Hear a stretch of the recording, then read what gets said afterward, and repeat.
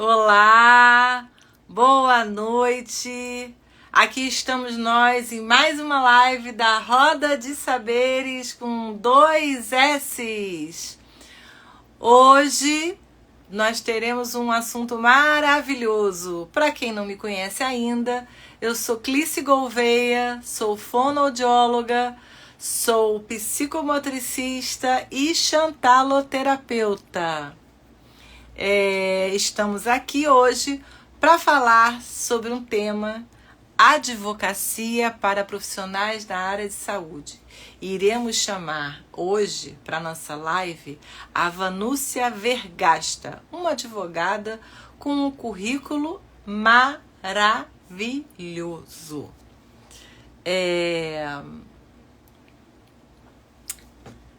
Vou falar um pouquinho sobre o currículo de Vanúcia, tá? É um currículo invejável, viu, gente? Olha, Vanúcia, ela é advogada, especialista em Direito do Estado e Administrativo pela Universidade Gama Filho. Ela é especialista em Direito Público pela Escola Superior do Ministério Público do Rio de Janeiro. Ela é especialista em Compliance. Ela é especialista em Ética e Compliance na Saúde pelo Instituto Israelita de Ensino e Pesquisa Albert Einstein. Ela é certificada em Compliance Anticorrupção. Ela é certificada pelo Healthcare Compliance através do Colégio Brasileiro de Executivos de Saúde. Ela possui também o curso de Compliance na Saúde Complementar pela KPMG Business School e é certificada em gestão de riscos e muito mais. A Vanúcia, ela tem 16 anos de atuação na advocacia, dos quais, desses 16 anos, 10 anos são na área de saúde. Então, vamos aproveitar essa oportunidade que teremos essa noite de poder aprender esse saber com ela, já que ela está nos dispondo, né, a falar sobre advocacia em saúde. Vamos chamá-la? Deixa eu dar uma olhada aqui.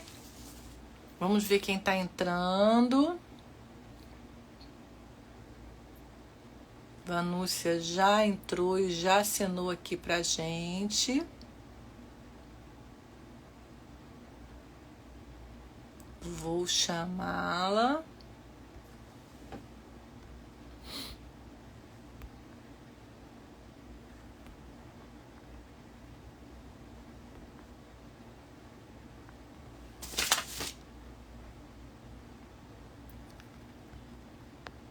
Como sempre, né, gente? E minha dificuldade que eu tenho aqui com esse aplicativo, mas eu vou aprendendo. Colocando aqui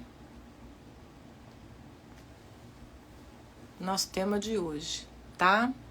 Vou chamar a Vanúcia.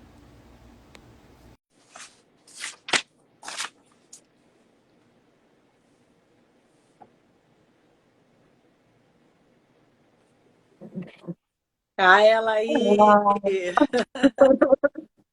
Tudo Que bom? prazer, que honra!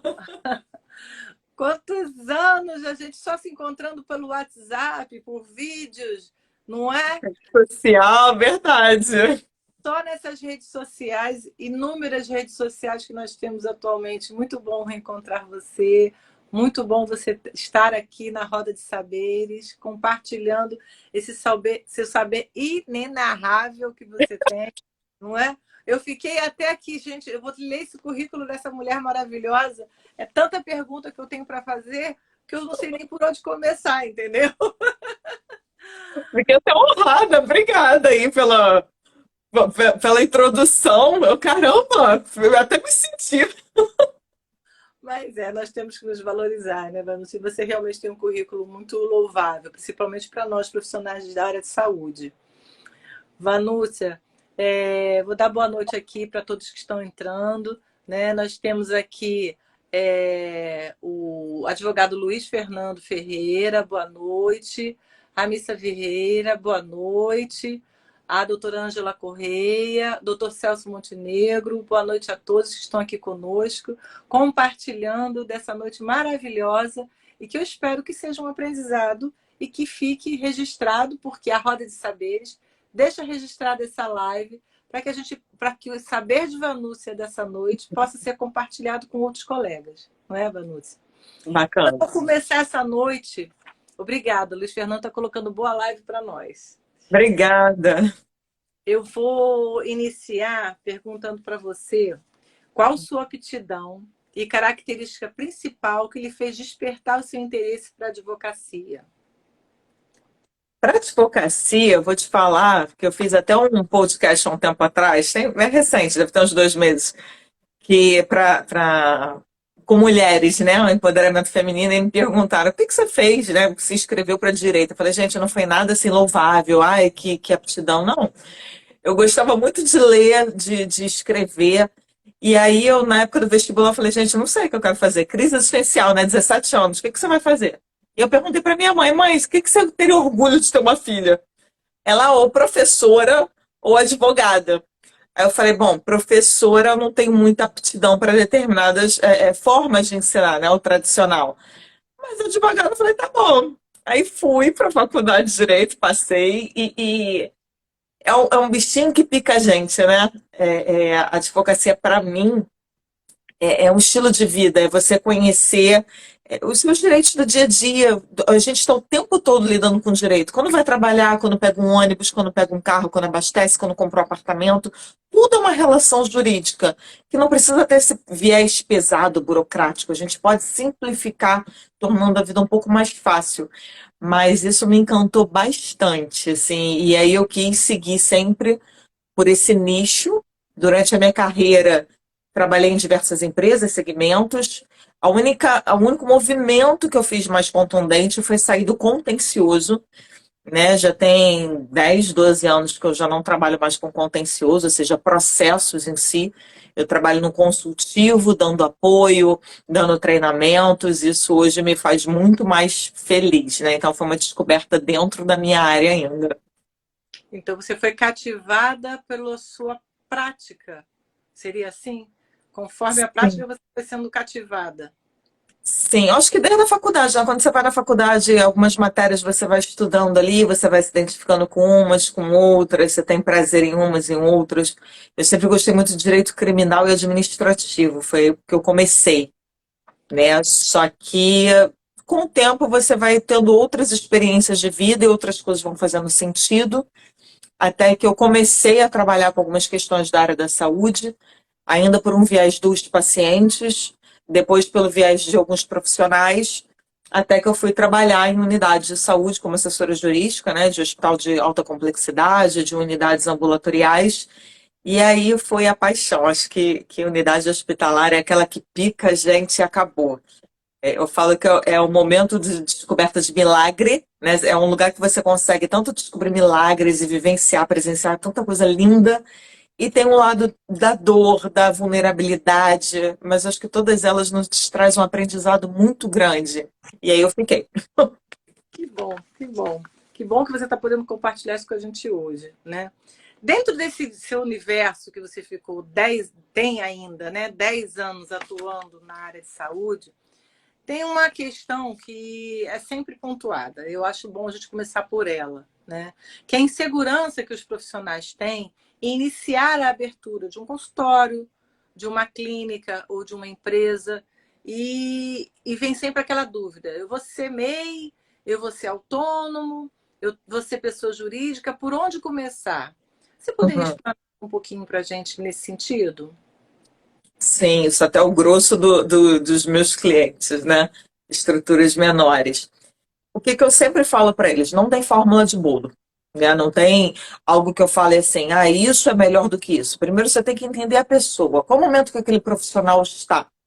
E quando você vai montar um consultório pela primeira vez, independente da sua fase de vida, porque eu já tive cliente que estava recém-formado, tinha pouco tempo de experiência e quis montar o consultório, como eu tive cliente que trabalhou a vida inteira na área pública E aí, depois que foi para a aposentadoria, que quis montar o seu consultório, voltar a ter esse contato assistencial. Então, independente do seu momento, tem que saber quando você começa o consultório do zero, zero mesmo, nunca tive o consultório, vou começar do zero. O custo é alto. Então, para você ter uma estrutura de uma locação ou de uma compra de um local, você estruturar toda aquela sala, você tem questões fiscalizatórias, você tem questões jurídicas, você tem questões administrativas, financeiras. Isso tudo eu acho que tem que ser feito um projeto antes. Dentro desse projeto, para você depois optar, eu vou começar como autônomo, como pessoa jurídica, como meio, o que vai fazer sentido? É interessante você pensar no seu momento financeiro. Se você tem disponibilidade financeira para começar como PJ e vai conseguir se estruturar bem como PJ, é bacana. Por quê? A questão tributária é menor. Você tem algumas facilidades sendo pessoa jurídica. Vanúcia, não posso, porque não é simplesmente decidir se eu sou ou não PJ, porque você tem um custo, né? Você vai pagar o contador, você vai abrir uma empresa, você tem uma série de burocracias a cumprir e arcar financeiramente. Então, o que eu falo? Faz um planejamento. Começa, talvez, como autônomo, mas se organiza financeiramente. Eu sempre sugiro assim, abre uma outra conta no banco. Ainda que seja como pessoa jurídica, se tem conta num banco, abre de preferência em outro. Por quê? Porque dificulta a gente confundir ali a nossa vida pessoal com a vida da empresa. Ainda que ela não seja uma empresa, mas você tem que encarar assim, é o meu negócio, é a minha atividade profissional. Então, se você ainda não tem recursos, porque está montando, estruturando todo o seu consultório, faz um planejamento. Eu vou começar como autônomo, vou pagar as minhas questões tributárias como pessoa física, e dentro de X tempo, ou conforme eu for conseguindo tal recurso, quando eu atingir uma meta X, aí eu vou começar a migrar para uma pessoa jurídica. Então, faz com planejamento. Tem que fazer sentido para aquela pessoa dentro de uma previsão organizacional, administrativa e financeira. Porque eu tenho muito cliente que fala assim, não, vou abrir um consultório. Tudo bem, o que você acha que é abrir um consultório? Não, vou alugar uma sala, vou pegar uma mesa, um computador, uma maca, vou botar ali. Quando é médico, fala assim, não, eu vou no máximo contratar uma secretária ou uma assistente virtual. Não é só isso. Né? Dependendo da sua atividade, você tem uma série de coisas para fazer e para planejar. Porque quando começa o consultório de forma desorganizada, desestruturada, em pouco tempo você está muito enrolado financeiramente, administrativamente, você está trabalhando muito para compensar o custo daquela sala, porque você não fez o cálculo hora daquela sala, do que você precisa. Então é importante ter todo um planejamento do início ao fim para se organizar financeiramente, administrativamente, sua vida, que não é só trabalho, você também precisa ter tempo para sua família, para o seu pessoal, para você, para descansar, ter a sua saúde mental. E com esse planejamento você consegue fazer tudo aos pouquinhos e atingir todos os seus objetivos, seu planejamento financeiro, sua autoridade profissional, sua realização profissional. Tudo vem com o tempo de forma organizada. Basta se organizar. E essa organização, você. Hoje se fala muito do planejamento estratégico, né? Onde a gente coloca as missões, os propósitos. Isso pode ser colocado para 2, 3 anos também, né? Dentro desse planejamento empresarial ou de clínica. Você também, o advogado, né, que atua com os profissionais de área de saúde, ele dá esse suporte também desse planejamento estratégico, quer seja na área advocatícia efetivamente, né, que seria um dos registros, das certificações, bem como da assistência contábil, dentro desse planejamento estratégico, efetivamente, o que contaria, né? Seria aí esse planejamento que você está falando? O planejamento estratégico, né? Você vai fazer todo o planejamento prevendo o futuro, curto, médio e longo prazo. Isso que é interessante, que eu faço na consultoria, é com uma equipe multidisciplinar.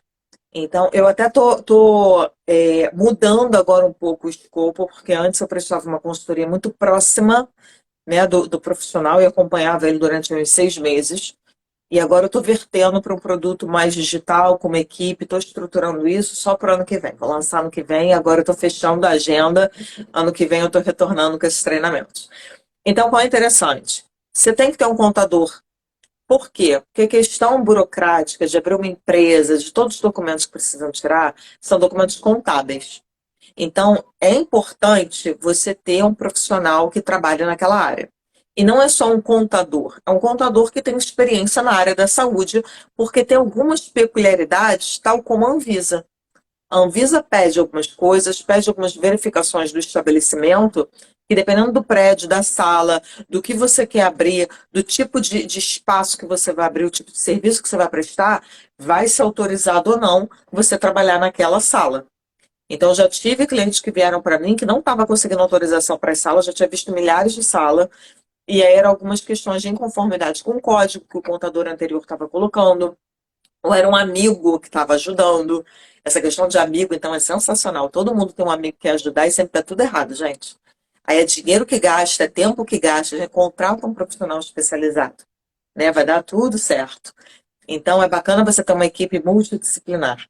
Aqui eu conto, eu tenho uma contadora, eu tenho uma gestora, uma pessoa formada em administração, eu tenho uma pessoa de marketing. Embora eu, como dona aqui da consultoria, olhe com uma visão macro para todas as áreas e consiga conciliar, porque eu fui estudar também para isso, fora o que está no currículo, tem os extras de bastidores, mas eu conto com profissionais para me apoiarem nisso e exercerem aquelas funções. Então, quando você vai pensar no planejamento estratégico, você tem que mapear o mercado, você tem que verificar o que está sendo praticado no mercado, né? Você, por exemplo, fonoaudióloga, quer abrir um consultório. Ok, mas você vai para qual nicho dentro da fonoaudiologia? Qual vai ser o seu público-alvo? Quem você vai atender? Como é que está esse mercado? Como é que as pessoas estão trabalhando esse mercado? Qual o tipo de serviço que está sendo prestado? Ele está atendendo esse paciente? O que que esse paciente está reclamando, está sentindo que falta, que a gente chama de dor, né, do mercado? Qual é a dor? Qual é o problema que não está sendo atendido? E que você pode entrar com esse serviço oferecendo e ser um diferencial competitivo seu. Então, são uma série de situações que você tem que mapear, de preferência, desde antes de abrir o seu consultório. Ah, Vanessa, mas eu já tenho um consultório há 10 anos e queria dar uma reformulada. Ok, a gente vai fazer todo esse passo a passo.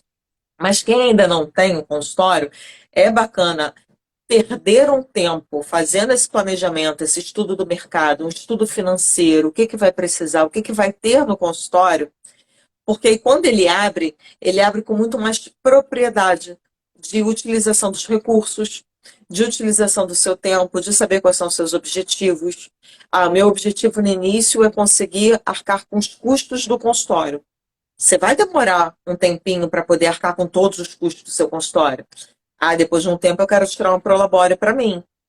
Ah, eu também tenho que me organizar para poder tirar um dinheiro, separar para crescer. Eu quero crescer de que forma? Eu quero colocar algo mais tecnológico, eu quero abrir uma filial, eu quero expandir, ao invés de consultório, eu quero ter mais salas, eu quero ser multidisciplinar. Você que vai saber o que você quer ser, mas independente disso, tem que ser planejado para você poder crescer aos pouquinhos e o consultório dando recursos para esse crescimento aos poucos. Para você não fazer de forma inopinada, não gastar dinheiro com empréstimo, não acabar tirando o dinheiro do seu salário com uma outra fonte de renda utilizando para aquilo, ainda que faça posteriormente, mas precisa ser planejado, entendeu? Então é bom você ter uma equipe, uma consultoria que possa te dar esse subsídio, ou então não tem consultoria, qual é o profissional que eu preciso no primeiro momento? Ah, é um contador? Então vou verificar um contador. Ok, exauri a questão do contador, tá tudo certinho? O que que eu quero fazer agora? Eu preciso de questões jurídicas, eu preciso de uma consultoria jurídica para o meu prontuário, para a responsabilidade civil do consultório, dependendo da prática, né? Às vezes é um cirurgião, às vezes é um profissional que faz um procedimento. Eu preciso saber como é que faz um termo de consentimento informado. Ah, então pode ser que um advogado seja mais importante no segundo momento. Ah, eu preciso divulgar o meu espaço. Como é que eu vou fazer isso? Como é que funciona marketing digital hoje em dia? Então, o terceiro momento pode ser interessante você verificar um profissional, mas você tem que ter algum conhecimento prévio para não ser enrolado por esse profissional, porque eu também vejo muito esse problema no mercado. Profissional que garante que vai fazer postagens, que vai trazer leads, e aquele profissional, tadinho, não sabe nem o que é um lead, não sabe o que é marketing digital, não sabe o que é uma rede social, tráfego pago, e acaba sendo enrolado. Então, é interessante você buscar informação para poder contratar com propriedade esse profissional. Então, tudo aos pouquinhos. Você falou uma coisa interessante agora, que é essa questão do marketing digital. São duas questões, né? Eu vou pontuar aqui numa pergunta só, para você até ficar livre para poder expor. Com a pandemia do Covid-19, vários profissionais passaram a utilizar alguns aplicativos até para orientar pacientes e também fazer consultas online, como o próprio aplicativo do Instagram, fazendo lives de orientação, né? Mas a gente tem o aplicativo do WhatsApp, que é enormemente utilizado, inclusive para atendimento, né? E orientação escrita, que a gente vê isso.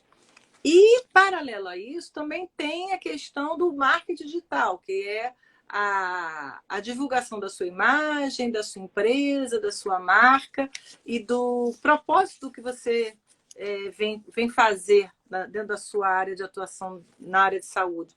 Como ficou e como é que fica a questão dos direitos e deveres do usuário, né, e do profissional de saúde nesse cuidado que ele deve ter com esse uso desses aplicativos e a forma também como ele pode utilizar esse marketing digital? Eu sei que são dois assuntos diferentes, mas eu acho que estão em comum porque ele está nessa questão virtual, que é uma novidade que alavancou com a pandemia, né? Sim, a questão do atendimento é interessante que o profissional busque plataformas próprias que tenham segurança cibernética. Por quê? Porque no momento que você faz um atendimento, você está ali trabalhando dados sensíveis, né? Que é a informação do paciente. Bem antes, vou dar uns 10 passos atrás. Hoje você fala muito em LGPD, mas o sigilo da informação do paciente já é muito anterior à LGPD, né? São informações sigilosas daquele paciente que os profissionais de saúde já tinham esse dever de cuidado. Explica o que é essa lei de proteção, que o pessoal não sabe, né? Vou explicar. Diferentes públicos aqui na Roda de Saberes, né? Vou explicar. Então, a gente já tinha esse dever com o sigilo da informação do paciente, tanto ali no trato com ele, quanto o sigilo do prontuário, o sigilo de exames, todos os documentos que continham informação escrita, digitalizada de alguma forma, já eram cobertados pelos códigos de ética dos profissionais de saúde, como também pelo Código Civil. E aí veio a Lei Geral de Proteção de Dados, que é uma norma que veio da Europa e se difundiu pelo mundo. Nós temos a nossa lei, que já está em vigor já há bastante tempo. E os dados de todas as pessoas têm que ter um cuidado no trato. O que é esse trato? Na hora que pedem para a gente uma informação, nosso nome, nosso CPF, para o que for, para você comprar um celular, para você comprar um produto na farmácia, numa loja, tem que ter uma finalidade. E hoje as pessoas têm um direito para pedir a exclusão dos seus dados daquele banco de dados da empresa, né? Acaba sendo repetido esses dados porque esse é o nome técnico mesmo. Na área da saúde, informação médica de saúde, ele é um dado sensível, ou seja, tem muito mais proteção do que qualquer outro dado, por uma série de questões. Não é só porque é o dado da pessoa e a pessoa não pode ser exposta. Tem isso sim, mas a gente tem discussões muito mais profundas. Se esses dados forem vazados, a gente pode ter manipulação genética, a gente pode ter manipulação de restrição de contratações, restrição em ambientes. Então, tem uma série de situações que vem muito por trás disso, da proteção dos dados, para pesquisa e tudo mais. Então, esse é uma segunda vertente.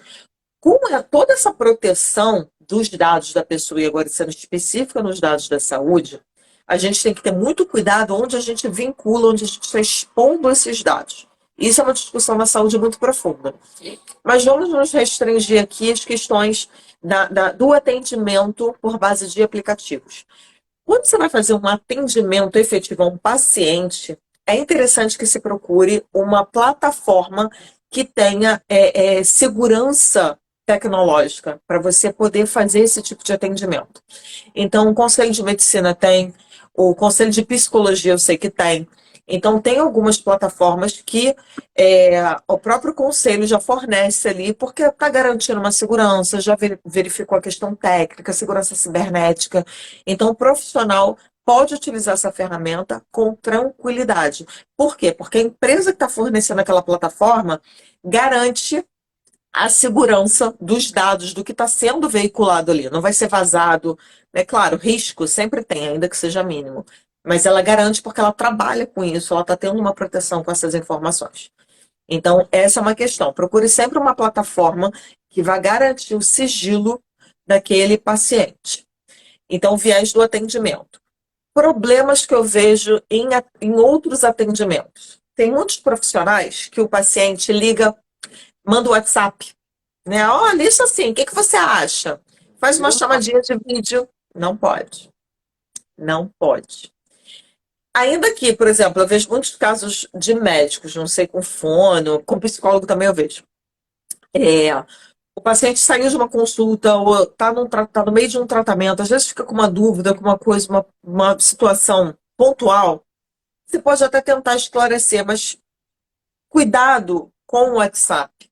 Por quê? Porque a informação fica ali. Hoje tem até aquela ferramenta do temporário, né, da mensagem temporária, que depois ela paga o dado criptografado, mas se vaza.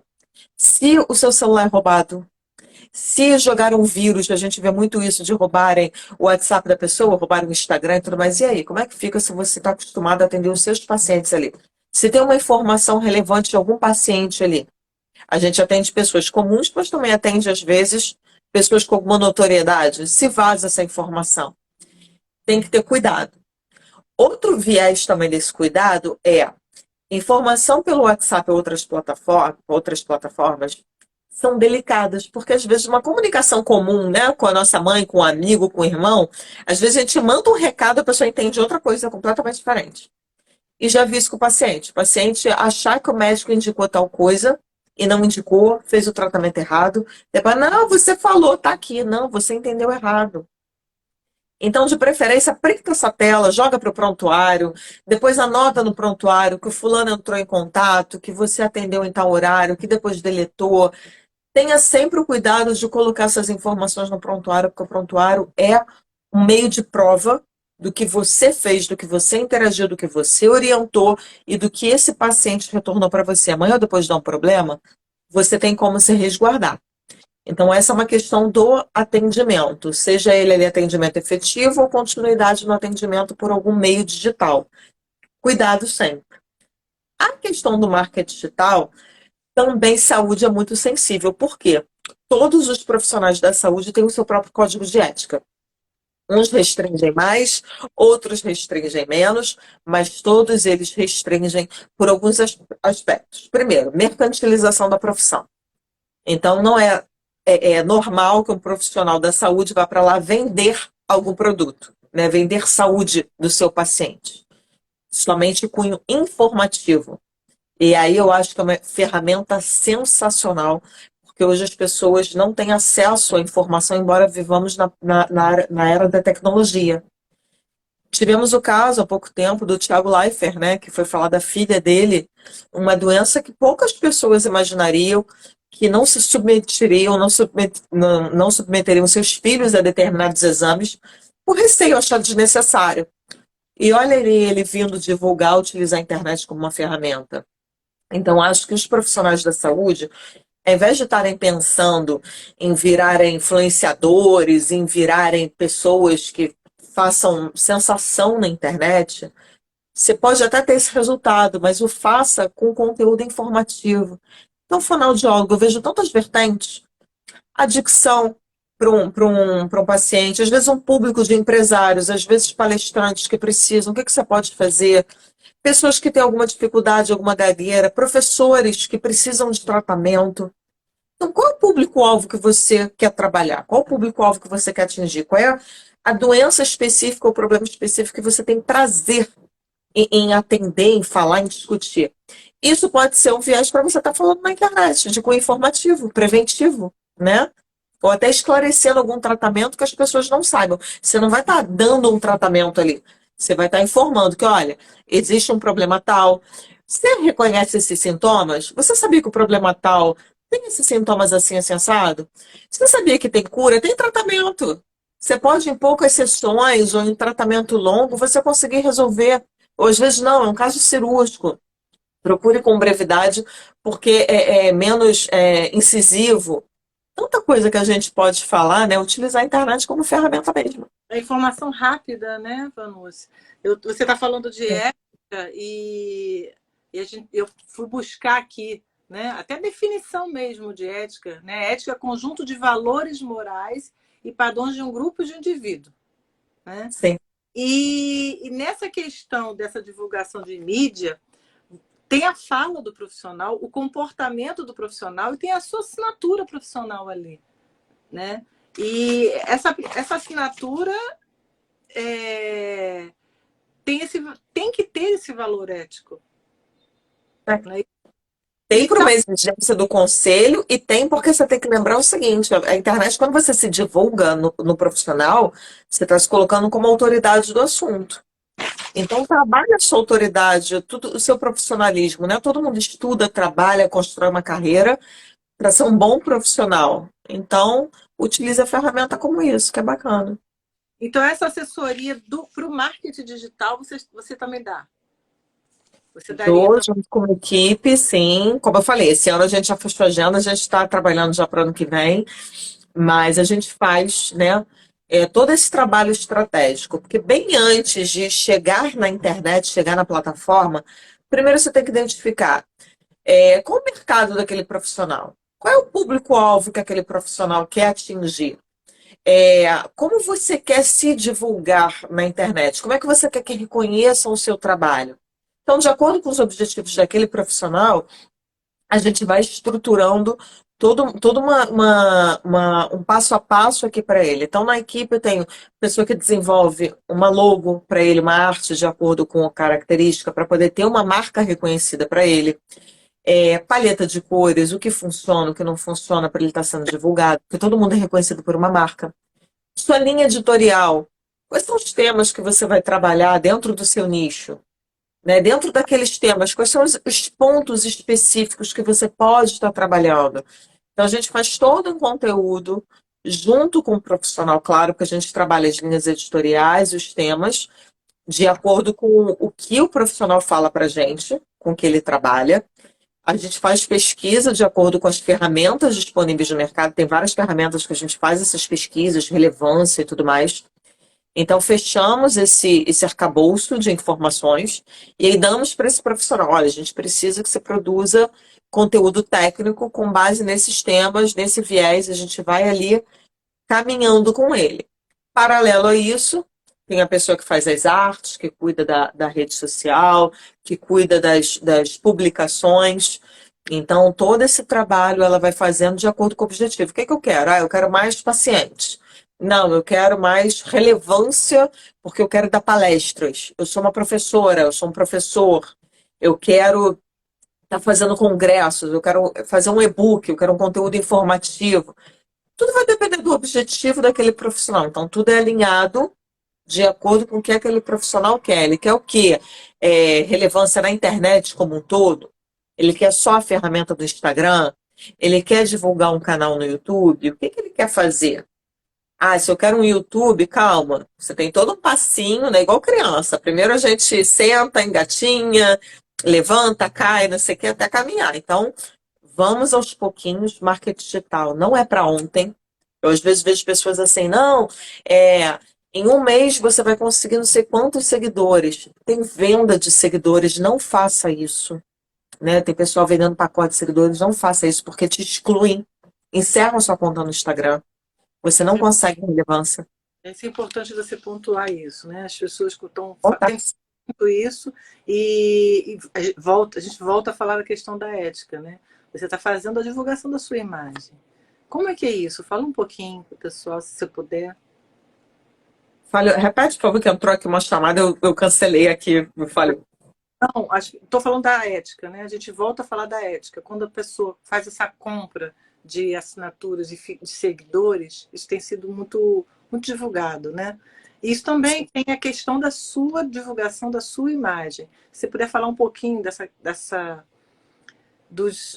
implicações que tem, que possam ter, né, dessa compra de seguidores. Então, a compra de seguidores, eu vou começar pelo órgão principal do ser humano, que é bolso, né? Antes, até porque às vezes eu tento levar para esse lado da ética, porque eu acho que é uma conformidade, que é bacana, precisa ter uma conscientização, mas muitas pessoas não têm essa conscientização. Então, primeiro eu começo pelo bolso. Quem compra seguidor, compra porque quer que apareça o Instagram dela vários seguidores, não sei quantos mil seguidores lá em cima, porque isso vai trazer autoridade. Instagram, ele só traz autoridade, só traz conversão em dinheiro para aquele profissional quando aqueles seguidores são seguidores reais. Por quê? Porque são seguidores que vão consumir o seu conteúdo, são consumidores que vão pagar a sua consulta.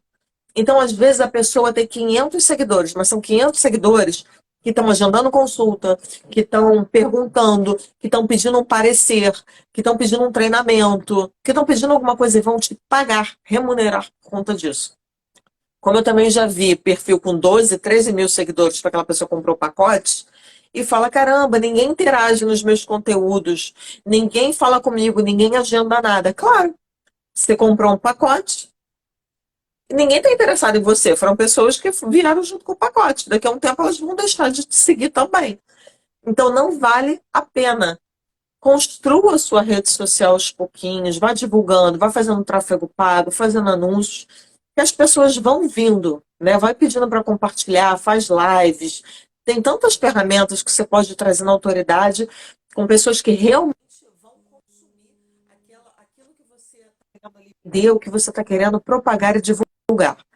Então, esse é um ponto, pelo viés do seu bolso.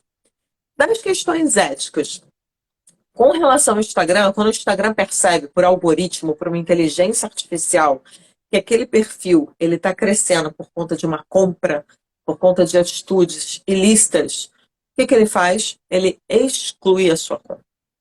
Ou ele cancela, já teve um monte de gente falando, minha conta foi suspensa, não consigo mais interagir com a minha conta. Isso é o primeiro passo. O segundo passo, se você continuar, ele vai cancelar a sua conta. Eu já vi médicos, outros profissionais não, mas médicos eu já vi 2 que tiveram as suas contas canceladas. E aí todo o histórico que você tinha no Instagram foi lá e acabou. Não tem mais conta. Foi bloqueado, ele não volta mais com aquele nome. Ele tem que criar um outro nome, um outro perfil, um outro tudo e começar do zero. Não vale a pena um custo-benefício. Com relação a ética profissional, tem que ver o que o seu código de ética vai falar.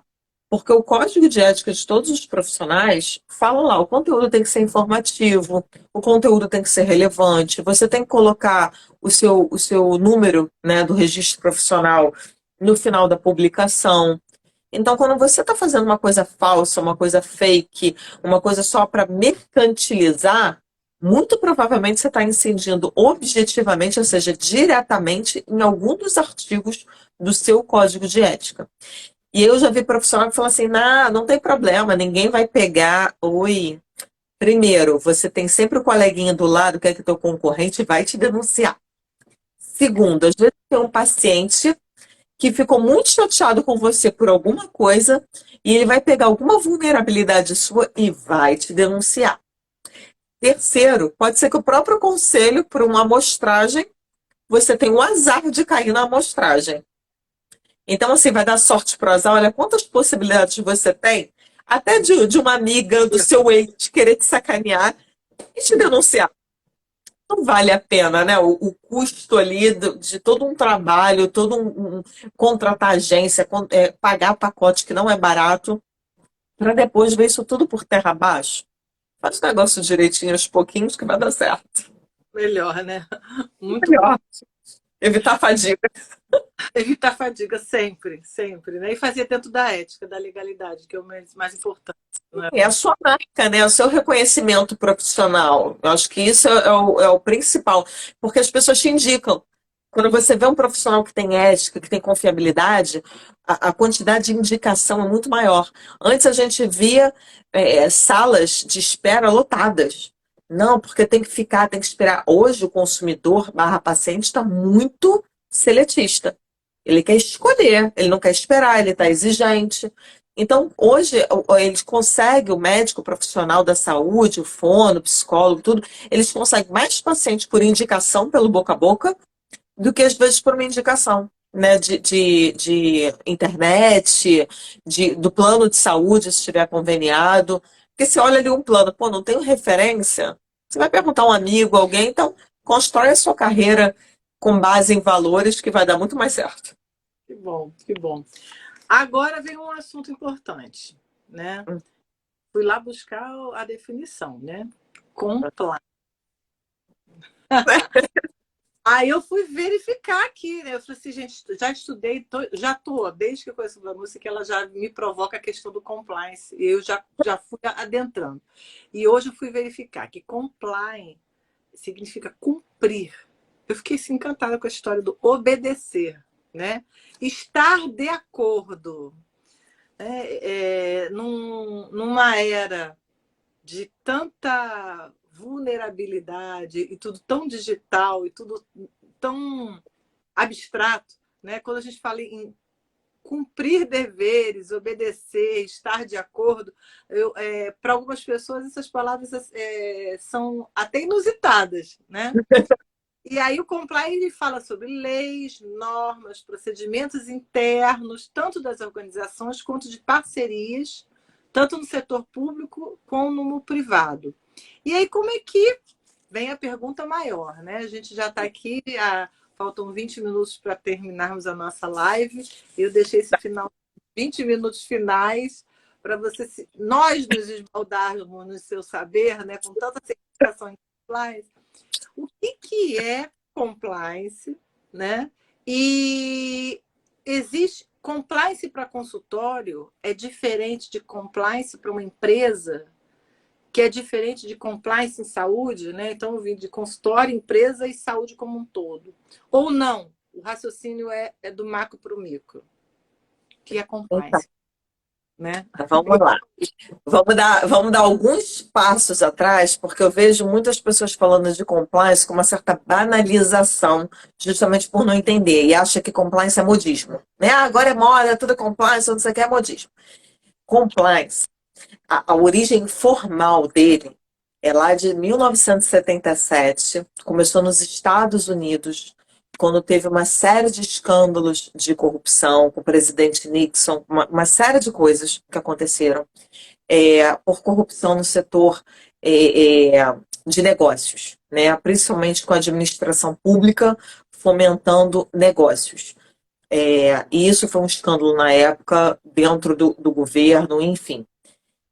Esse movimento gerou uma exigência de conformidade dos negócios. Por quê? Porque as pessoas que cometiam atos de corrupção, que pagavam propina para conseguir um contrato, que pagavam presentes, tipo helicópteros, carros, para governantes, para gerentes de empresas e tudo mais, para conseguir negócios, né, eles conseguiam melhores contratos em detrimento dos outros que estavam agindo da forma correta.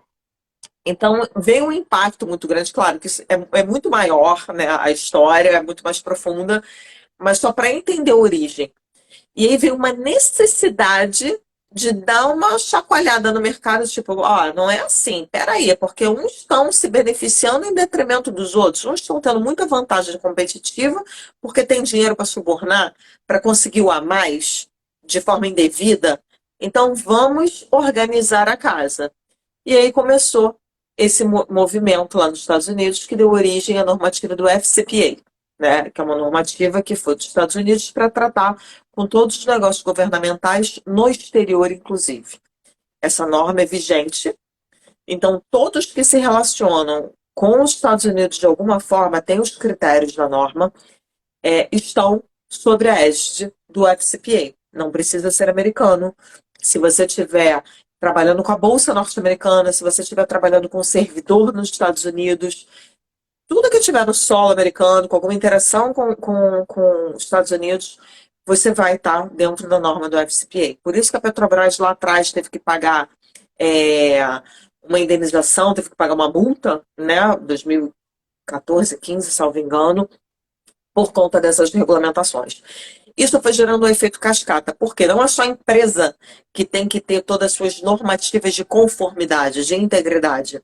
Ela também fica responsável pelos parceiros, pelos colaboradores, por terceiros que a representam. Então, se eu hoje eu trabalho com um contador que não é meu funcionário, mas ele é um escritório terceirizado, se eu tenho uma filial no Haiti, na França, não importa. Eu, empresa, sou responsável por todos eles. Então, se eles cometerem algum ato de corrupção, a responsabilidade é minha. Por isso gerou o efeito dominó no mundo. Porque quem interagia com empresas multinacionais, quem interagia com as empresas americanas, foram obrigadas a ou cumprir o ato delas ou fazer o seu próprio ato, né, normativo de alguma forma. Então, tinha que estar com essa conformidade. E tem uma série de exigências. Então, gerou um movimento mundial e praticamente todos os países no mundo, um movimento forte na Europa e aqui na América do Sul também. O Brasil, uma das leis mais robustas do controle, porque o nosso controle é muito forte contábil, né, para essas questões de corrupção. E aí, o compliance, a integridade, ela vem o quê? Como gerenciamento de riscos. Então, eu vou prevenir uma corrupção, eu vou ter normativas que previnam qualquer ato irregular, qualquer ato ilícito, qualquer ato que prejudique a administração pública, qualquer ato que seja uma prática indevida no mercado. E aí, mais uma vez, o efeito cascata. O compliance, a lei de integridade, que aqui no Brasil a gente fala de lei de integridade, que é a lei que é justamente mais ampla no sentido ético, no sentido contábil, em todos os sentidos, ela fala desse gerenciamento de riscos. Então, é para a pessoa jurídica. E ela também é responsável por todos que interagem com ela, que a gente chama desde os stakeholders, ou seja, todos os interessados. Quem faz parte do conselho de administração, quem é colaborador, quem é fornecedor, quem é terceiro, todo mundo entra nessa cadeia. E aí, os consultórios, que a maioria é pessoa até física, né, são pessoas autônomas, a gente não fala de conformidade nem de integridade, mas a gente fala de um viés aí ético, de um viés que a gente possa dar algum tipo de ar de ética, de conformidade, de uma inspiração dessa lei. Por que é importante? Porque a maioria dos profissionais da saúde interagem de alguma forma com um fornecedor, interagem com algumas questões que o expõem a risco. Então, aquele profissional que acontecia muito, é o médico, eu uso muito exemplo médico, a gente vê muito, é muito notório, né, para todo mundo. Então, o médico que diagnosticou, mandou fazer o exame, ele fez o diagnóstico, né, ele fez o exame no consultório dele, ele que indicou para a cirurgia, ele fez a cirurgia, está fazendo a recuperação, ou seja, ele fez todo o círculo do paciente. Será que realmente foi aquilo? Se o paciente questionar, será que ele não está vulnerável? Dos profissionais da saúde, que a gente coloca um ponto muito delicado, mesmo não sendo pessoa jurídica, é a interação com a indústria farmacêutica. A indústria farmacêutica tem um viés que precisa de uma normativa de integridade, elas têm uma normativa de integridade muito forte, né, por conta de mercantilização. Há anos atrás era muito comum vê-la patrocinando profissionais, bancando consultórios, dando uma série de benefícios para poder ter prescrição específica de alguns fármacos. E hoje isso é muito mais fiscalizado, ela sofre uma série de normativas que ela precisa respeitar. Então, a gente sabe que ainda acontece muita coisa por fora, só que aí é aquela questão do bolso. O profissional de saúde, que é o lado mais fraco da cadeia ali, que está se submetendo a isso, está achando que não vai ser pego, amanhã ou depois está lá no Fantástico, amanhã ou depois está lá na Globo, está lá na notícia, está no Instagram da vida, acabou a carreira.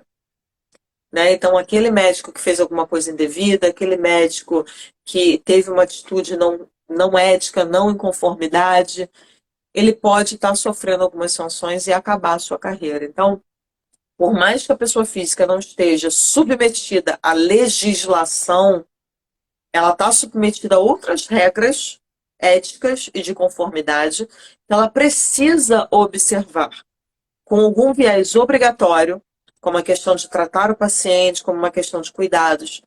Tem profissionais que às vezes sofrem, por mais que não queiram, não tenham a intenção, não fizeram por mal, mas sofrem alguma ação de assédio, né? Assédio moral, assédio sexual dentro do consultório.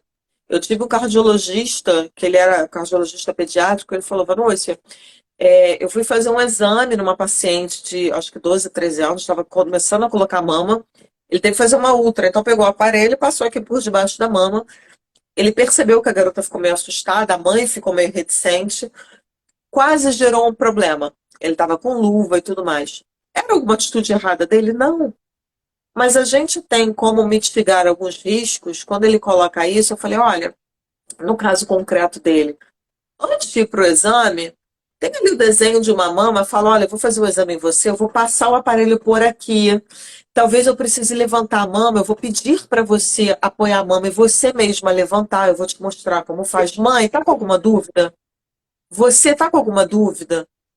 Então, alguns vieses que são importantes, que ainda que não sejam da integridade, da conformidade, né, que o consultório ali que é pequeno não sofra, não esteja sobre a obrigatoriedade dessa normativa, é importante observar algumas questões.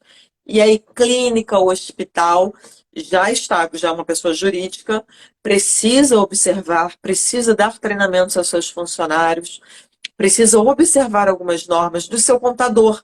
Será que o seu contador, para conseguir uma autorização, uma licença para você, ele não está utilizando de meio facilitador?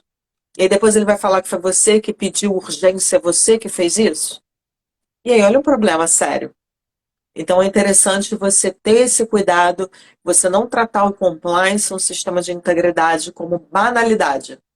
É uma proteção em todos os seus segmentos dentro da empresa. A gente começa com uma situação pequena e vai fazendo um trabalho, não é de um mês, de 2 meses, é um trabalho que a gente vai acompanhando, a gente mapeia os riscos, a gente mapeia toda a situação daquela empresa, daquele segmento, daqueles pacientes, dos profissionais.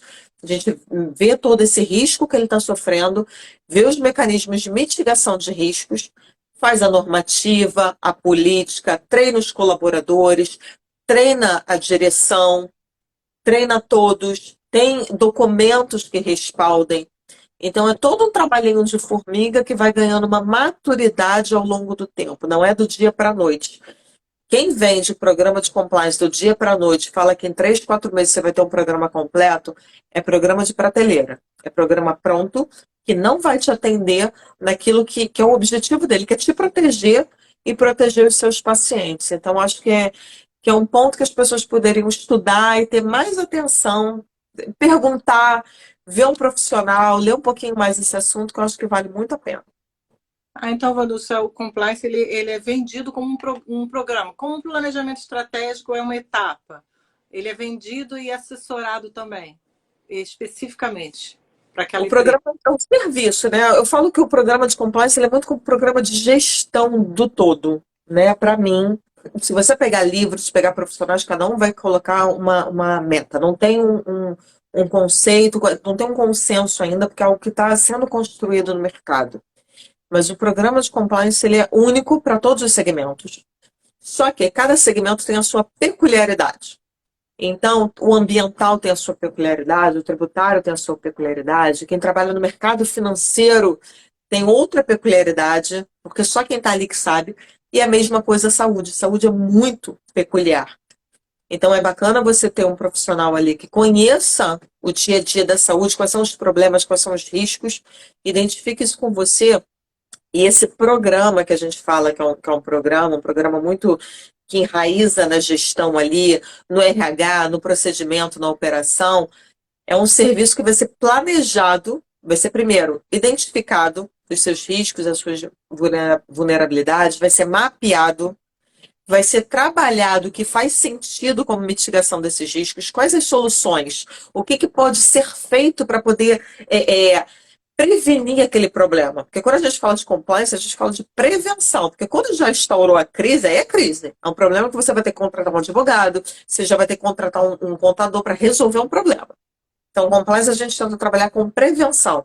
O que que eu posso fazer de mecanismos e ferramentas para poder que esse problema não aconteça? Mitigar esse que ainda é um risco, ainda não se concretizou. Então, e ele é vivo. O que é mapeado hoje, o risco que é mapeado hoje, você continua a sua atividade, você vai ter outros pacientes, você vai crescer, e os riscos são outros, os cenários são outros, o mercado econômico muda, né? Tudo muda. Então, é um mecanismo vivo que a gente tem que estar acompanhando ali a pessoa para fazer sentido, para ser realmente efetivo, que eu acho que é a palavra-chave. Dinâmico, né? Sim. Perfeito. Muito bom te ouvir, muito bom te ouvir.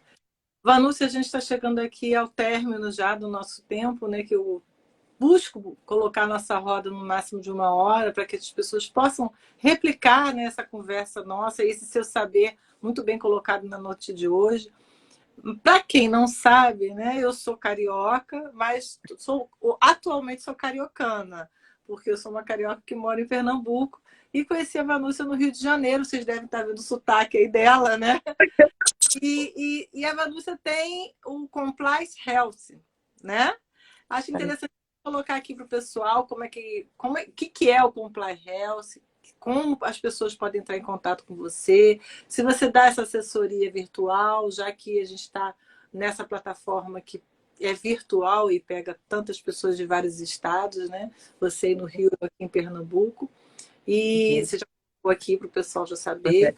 E como é que você oferece esses serviços para que quem tenha ficado com a gente até agora, nesse saber maravilhoso dessa noite, possa compartilhar, possa te procurar e tirar outras dúvidas que ainda não foram colocadas aqui.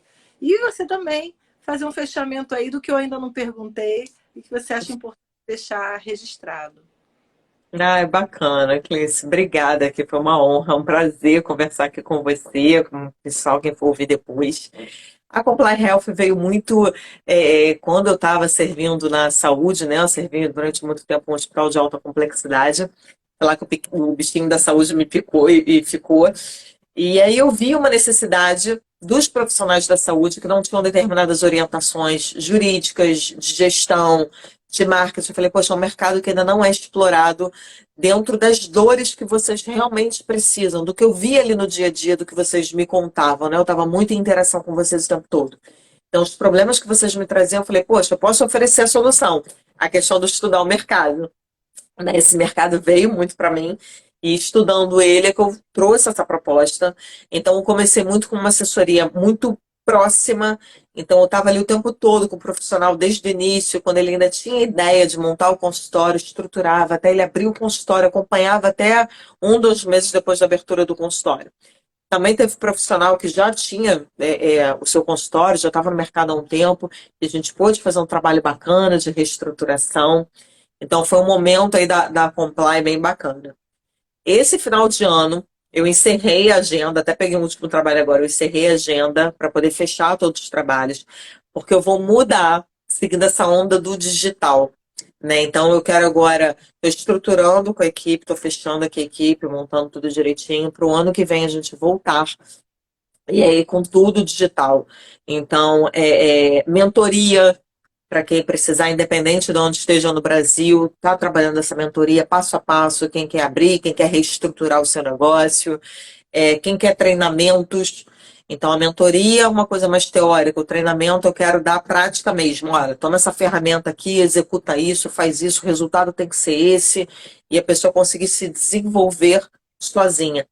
Ainda que ela não faça, o que eu falo para todos os meus clientes, ainda que você não faça toda a gestão do seu consultório, ainda que você não meta a mão no marketing para fazer, mas você precisa saber, você precisa conhecer, porque na hora que você for contratar, você tem que saber se o que ele está te entregando é condizente com o que você quer de objetivo, com o que você está pagando, né? Para você não ser enganado, porque eu já vi muito isso no mercado. Então, essa proposta que nós estamos maturando agora, nós vamos trazer para o ano que vem, essa parte toda virtual de treinamentos e mentoria com alguns cursos. Então, essa é a Comply que eu faço para todos os profissionais da saúde, apoio, médicos, todo mundo, com todo carinho, do mundo para vocês. E daqui para a gente fechar, eu acho muito importante que o profissional da saúde se preocupe muito com os aspectos jurídicos da sua atuação para se resguardar. Eu acho que até por eu ser advogada, quando chega o problema para mim, normalmente é jurídico, né?